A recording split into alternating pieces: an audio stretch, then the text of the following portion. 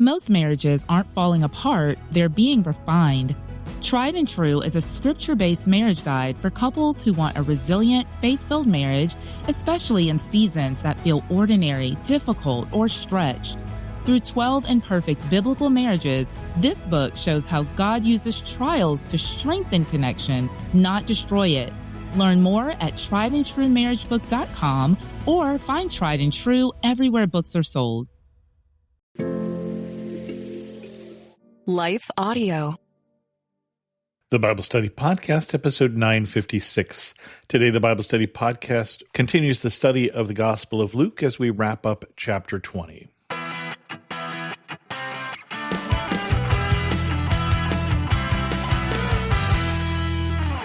Welcome to the Bible Study Podcast. I'm your host, Chris Christensen. We're going to wrap up chapter 20 and possibly start chapter 21 here, but first a word from this sponsor. Health insurance rates are surging in America, leaving millions without affordable options. If you're sick of having paychecks eaten up by healthcare costs or dealing with mega corporations, then listen to this. Christians don't need to waste money on a broken system. That's why I want to tell you about Christian Healthcare Ministries. It's an alternative to traditional health insurance at half the cost. With CHM, fellow believers contribute monthly to help pay each other's medical bills. There's no enrollment period, so you can join anytime. And you aren't restricted to provider networks, so you choose the doctors and hospitals you want. It's that simple. CHM is not insurance. It's a ministry that puts faith into action. Feel the difference of financial support and biblical care from fellow believers. Join CHM today by visiting chministries.org/wellness. That's chministries.org/wellness. You know, the Bible tells us, I will bless those who bless you. That's not just a nice sentiment, it's biblical prophecy. And it's a commandment from God, it's a calling, and right now we're called to act. The teachings of the New Testament are deeply intertwined with the Hebrew Scriptures. As Christians, we are called to honor and respect this shared heritage. The Apostle Paul reminds us in Romans 11:18, do not consider yourself to be superior to those other branches. If you do, consider this. You did not support the root, but the root supports you. Supporting the people of Israel is more than a belief. It's a biblical mandate. By partnering with the International Fellowship of Christians and Jews, IFCJ, we can live out this calling together. Just as the fellowship blesses God's children, we know that you will be blessed too. Learn more about the fellowship and how you can live out your faith, bless Israel, and be blessed in return. Visit ifcj.org today. Again, that's ifcj.org. Be the blessing, live the word, answer the call. Chapter 20, we left off at verse 26. Verse 27 starts with the resurrection and marriage. Some of the Sadducees, who say there is no resurrection, came to Jesus with a question. Teacher, they said, Moses wrote for us that if a man's brother dies and leaves a wife but no children, the man must marry the widow and raise up offspring for his brother. Now there were 7 brothers. The first one married a woman and died childless. The second and then the third married her, and the same way the 7 died, leaving no children. Finally the woman died too. Now then, at the resurrection, whose wife will she be, since the 7 were married to her? Jesus replied, the people of this age marry and are given in marriage, but those who are considered worthy of taking part in the age to come and in the resurrection from the dead will neither marry nor be given in marriage, and they can no longer die, for they are like the angels. They are God's children, since they are children of the resurrection. But in the account of the burning bush, even Moses showed that the dead rise, for he called the Lord the God of Abraham and the God of Isaac, and the God of Jacob. He is not the God of the dead, but of the living, for to him all are alive. Some of the teachers of the law responded, well said, teacher, and no one dared to ask him any more questions. So a couple things that we see here. One, that last verse at the end gives you a hint that there is some disagreement between the major, let's call them political parties, that's not quite true, religious parties in Judah at this time. There are the Pharisees, who we've dealt with a lot, who are basically lay teachers and the ancestors of modern-day rabbis. And then there's the Sadducees, who died out when the temple was destroyed, and they're the priestly party. And one of the reasons they don't believe in the resurrection is the only part of the Old Testament that they use is the first 5 books, the books of Moses. And so they have the law, and they have Exodus, and they have Genesis, but they don't have any of the prophets or the history or any of that. And they certainly don't have the Talmud, which the Pharisees also studied, which was the interpretation of the rest of what we call the Old Testament. And so because they didn't see resurrection mentioned in those first 5 books, they don't include it. They don't believe it. Now, the Sadducees tended to be the priestly party, tended to be a little richer. Things were going okay for them in life, and so they didn't really need to preach resurrection of the dead. So they were more grab all you can while you're here because you only go around once kind of people.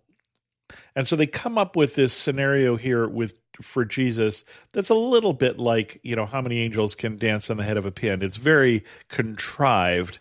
You can imagine that they weren't necessarily thinking of a particular 7 brothers and a particular woman, but they were basically trying to say is, look, this scenario here that we can come up with here sort of proves that the resurrection doesn't make sense. And that's why they are bringing it to Jesus. And they want him to somehow decide which of these brothers is going to be the true husband in a resurrection that they don't believe in. Right? So they're just trying to do this to test Jesus. Jesus' answer to this is the only place in the scripture that I know of that he talks about marriage and heaven, even that the subject comes up. Now, I know that when I got married, I was promising till death do us part. And so it was part of the original agreement that we were married in this life, and that when one of us died, that marriage dissolves.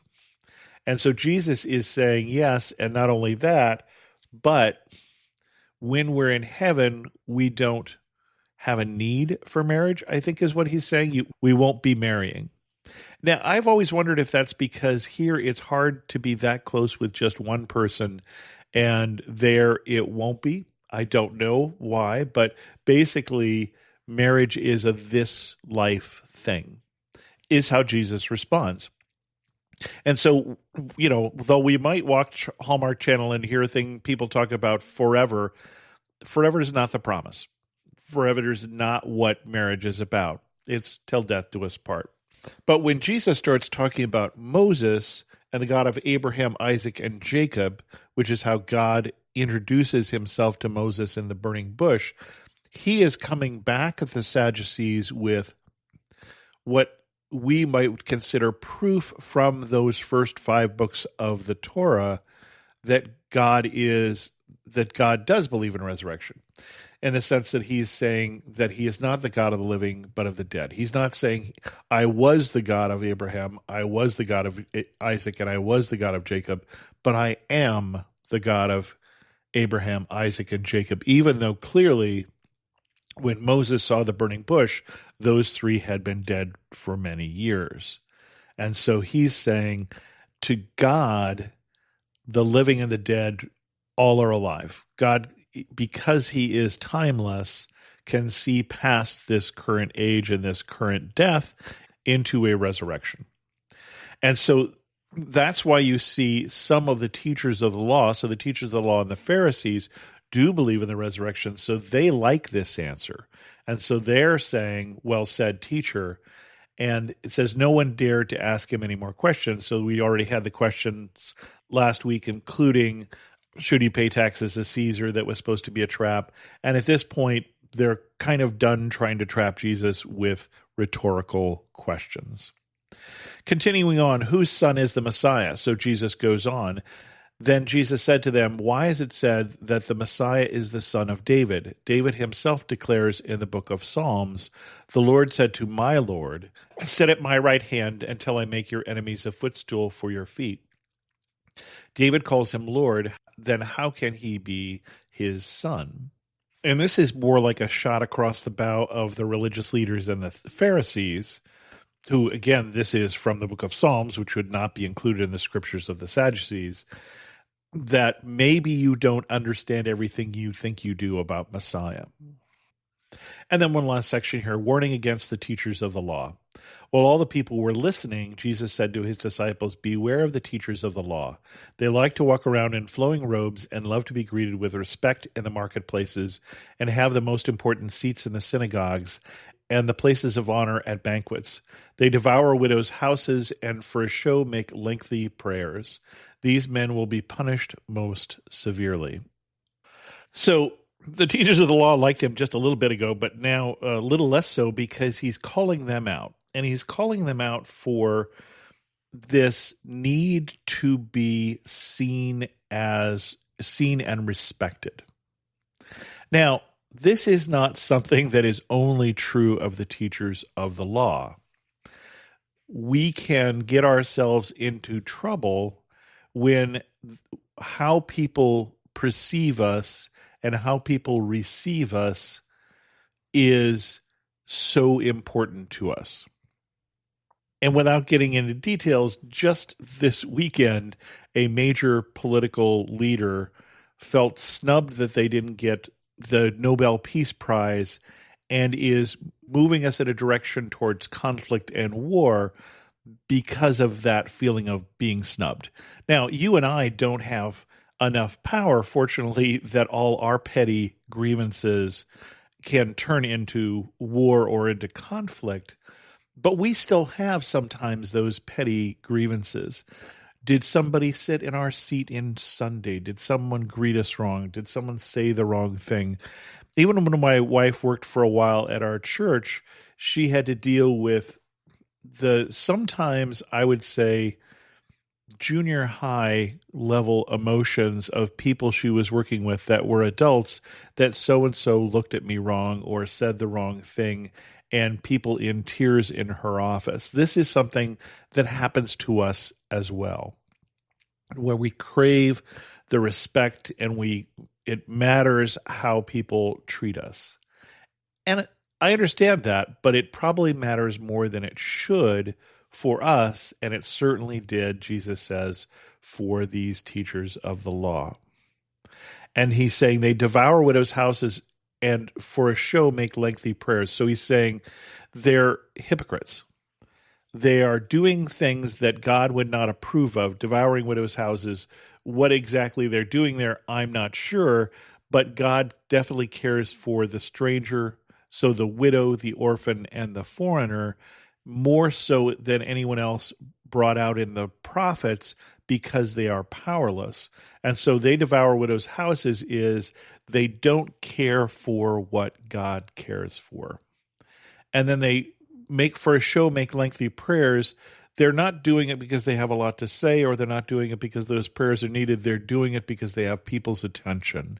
Now, we live in an attention society where we crave attention, and where we have politicians, for instance, who actually are in Congress and pass no legislation, but just try and get attention.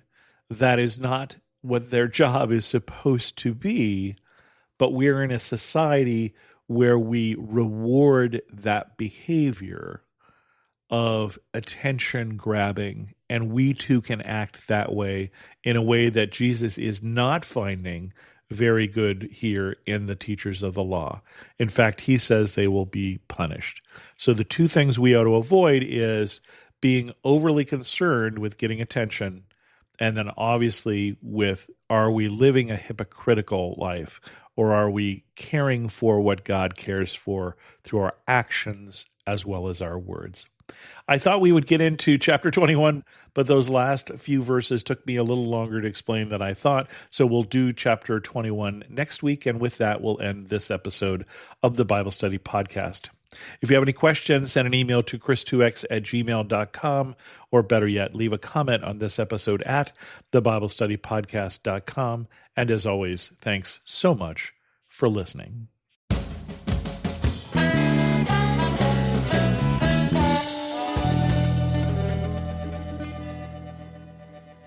I want to take just a second to thank the team at Life Audio for their partnership with us on this podcast. If you go to lifeaudio.com, you'll find dozens of other faith-centered podcasts in their network. They've got shows about prayer, Bible study, parenting, and more. Hey, I'm Dr. Sean McDowell, professor, author, and host of The Sean McDowell Show.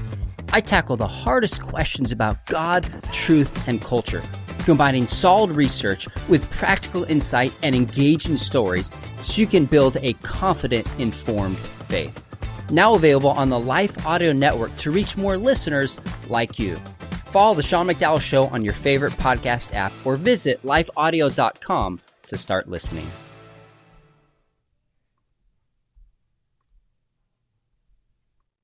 I'm Mark Vinette, host of the Historical Jesus podcast, which presents the new series, Miracles, focusing on biblical miracles from the Old and New Testament. Join me on the Historical Jesus podcast as I explore the interesting, compelling, intriguing, and wonderful miracle stories of the Bible and the many great miraculous events inspired by the words and deeds of Jesus Christ.